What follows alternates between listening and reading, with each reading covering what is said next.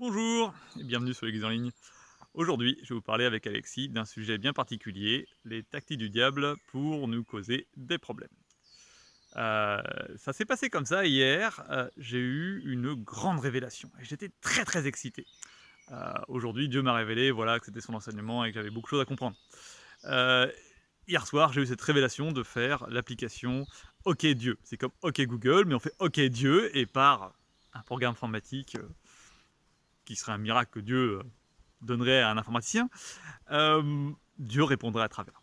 Et comme ça, plus besoin de prophète, on appuie sur l'application téléphonique. OK Dieu, qu'est-ce que je prie aujourd'hui? Et là, l'application répond. Qu'est-ce que je fais dans ma vie? Et là, l'application répond. Et c'était énorme et j'étais très excité et aussi un peu dans la confusion, je veux dire. Et ce matin, ça me trotte beaucoup en tête et je commence à comprendre que Dieu est en train de m'enseigner quelque chose. Et il m'a parlé, il m'a dit: «Tu vois Maël, quand les projets sont trop gros, trop tôt, ben, c'est pas de moi». «Ah mais pourquoi Seigneur, quoi? Pourquoi c'est pas de toi?» Et il m'a dit: «Ça, c'est ce que le diable fait». Le diable, hem, donne parfois, pas forcément des choses qui mènent vers le péché, mais vers des bonnes choses, la charité, l'amour, la compassion, l'aide aux autres, mais c'est pas le moment et c'est pas de la bonne manière. Heu, un exemple tout simple, c'est, donne ton argent aux pauvres. Il est vrai que c'est biblique de donner son argent aux pauvres, c'est biblique de donner une partie, mais quand c'est trop. La la dîme, bibliquement, c'est 10. Si on commence à donner 50, 70 ou même plus que ce qu'on est capable de donner, ben, si c'est pas inspiré par Dieu, ça peut bêtement nous créer des gros problèmes. Et de cette même manière, on peut recevoir une vision, hem, d'aller en Afrique, aider les orphelins, de vendre la maison, la voiture, et tout dépenser pour ouvrir un orphelinat. Mais si la vision n'est pas de Dieu, qu'est-ce qui va se passer? Ben, un fiasco. Un fiasco, la perte d'une maison, ben, des problèmes peut-être avec la famille, les enfants, tout ce genre de choses. Et en fait, c'est comme si Dieu me disait, ce que le diable fait souvent, c'est qu'il donne des projets qui, en apparence, sont des projets chrétiens, des projets, qui portent nos valeurs, mais c'est pas le moment et c'est pas de la bonne manière et puis, en fait, ben, bêtement, c'est pas le projet inspiré par Dieu.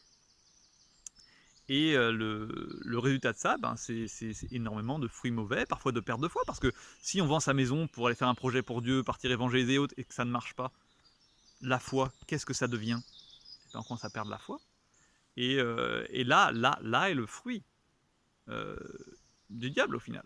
Et je pense que, cette vidéo est une invitation à la réflexion, dans nos vies. Est-ce que des fois on a eu des impulsions qui étaient divines? C'est enfin, qui pas excuse-moi, par divine, je veux dire spirituelles. Et donc on a une sorte de vision, un flash, on nous a parlé à l'intérieur, on a eu cette révélation à l'intérieur. Et puis on l'a fait, et puis on s'est rendu compte que, ben, les fruits n'étaient pas du tout ceux qu'on aurait escomptés ou ceux qui étaient prévus dans les visions. Et et là, la question que j'ai pour vous aujourd'hui, c'est: mais est-ce que cette vision venait de Dieu? Car Jésus dit: «C'est au fruit qu'on juge l'arbre». Si le fruit est mauvais, comment peut-on dire que l'arbre est bon? Donc si le résultat de la vision, quand vous l'avez appliquée, n'est pas le bon, est-ce que la vision était bonne? Et si cette vision n'était pas la bonne, est-ce qu'il est encore bon de persévérer dans cette vision-là? Ça arrive souvent avec des gens qui n'ont pas pris le temps d'apprendre à reconnaître la voix de Dieu, reconnaître la voix du diable. Et se dire que tout ce qui se passe dans notre tête, forcément de Dieu, quand c'est une inspiration spirituelle, on se dit: «Ah oui, mais c'est pas de moi, ça vient de là-haut, non, c'est incroyable, j'ai reçu une vision et tout, j'ai eu des rêves, ça m'a parlé à l'intérieur». Oui, mais ça ne veut pas forcément dire que c'est Dieu qui parle. Donc une révélation spirituelle n'est pas forcément de Dieu, hein, il y a d'autres voix qui parlent. Et si on n'a pas appris à reconnaître ces voix, eh bien des fois on a des inspirations qui ne marchent pas. Et c'est pour ça que beaucoup de gens se lancent dans des projets avec des inspirations spirituelles, mais qui ont des fiascos complets, parce que celui qui a inspiré cette vision-là avait comme objectif non de vous construire, mais de vous détruire. Et c'est pour ça que j'ai fait cette vidéo aujourd'hui. Et ça vient voilà, de cette petite expérience avec cette vision de créer OK Dieu. Et, et ce matin de se rendre compte que, bah, en fait c'était pas ça parce que je suis trop jeune pour créer ce genre de choses, parce que mon caractère n'est pas encore au niveau, parce que plein de raisons, c'est too much. C'est Si ça marchait et que Dieu répondait vraiment à travers cette application, dans tous les cas, mon dos serait écrasé par le poids et les demandes des gens et beaucoup d'autres problèmes. Voilà, c'était bêtement pas réaliste. Et ce que Dieu m'a dit, Maël, souvent, je donne des projets dans, dans une distance que les gens puissent le réaliser. C'est pas des machins wow, wow, wow, wow, c'est cohérent dans leur vie. Et je leur montre pas forcément la marche numéro 50 de l'escalier, je leur montre d'abord la marche numéro 1. Et quand on est sur la numéro 1, je leur montre la numéro 2. Et on construit progressivement sur des choses qui restent cohérentes et qui ne les mettent pas en danger. Ça, il est vrai. Et ça, c'est ce que Dieu m'a dit ce matin. Il est vrai qu'il donne parfois et qu'il demande parfois aux gens des sacrifices énormes. Lâche ta maison, va prêcher l'évangile en Afrique, ce genre de choses. Et il y en a qui l'ont fait, et il y a beaucoup d'évangélistes qui l'ont fait. Et le royaume de Dieu s'est construit comme ça. L'apôtre Paul en premier a tout lâché pour aller prêcher l'évangile. Mais de manière générale, sur la masse des chrétiens, ça reste des exceptions.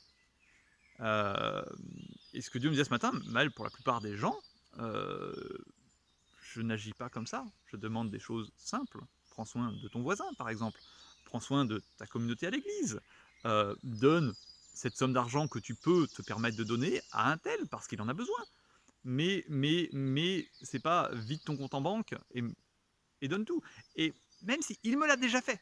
Ok, j'ai dû le faire 4-5 fois de vider tout mon compte en banque et de mettre tout sur la table et d'être avec zéro et même pas de quoi manger pour demain. Je l'ai fait. Mais ce que Dieu me dit, Maël, ça c'est pour toi. C'est pas pour tout le monde. Et c'est important aussi qu'on comprenne que Dieu ne demande pas ces choses exceptionnelles à tout le monde et que un des grands signes que c'est pas la bonne voie, c'est que ça demande des choses trop grosses, trop tôt quand on n'est pas prêt pour y être, et qu'il y a de la confusion. Dans votre tête, c'est pas clair. Il y a comme plusieurs voix qui parlent, il y a comme plusieurs projets, oui, non, non, oui. Mais il y en a une qui est plus insistante que les autres. Et bah, c'est comme ça qu'on reconnaît souvent que c'est le diable qui parle. Hein, c'est important, cette confusion, je l'avais ce matin, et Dieu m'a dit, tu vois, Maël, ceux qui sont sous ce genre d'attaque spirituelle, parce que une attaque spirituelle, c'est une révélation qui est fausse, sauf qu'elle a l'air bien, mais elle vient pas du bon esprit, donc tôt ou tard, il y aura des fruits très mauvais qui viendront de ça. Et bien la confusion. La confusion, et c'est une des grandes marques. Quand Dieu nous demande des changements profonds dans notre vie, quand Dieu nous demande peut-être de changer de travail, de changer de direction, de changer de région, de pays, par exemple, ce qu'il me disait, c'était, je demande des choses, mais je laisse le temps pour que les gens digèrent et surtout pour que les gens discernent ma voix. Le diable, quand il demande, il presse.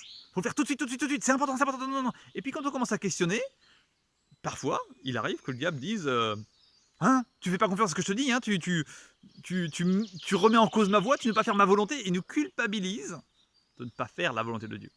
Alors que Dieu me dit non, non, non, non, non, moi ce que je veux, mais c'est que les gens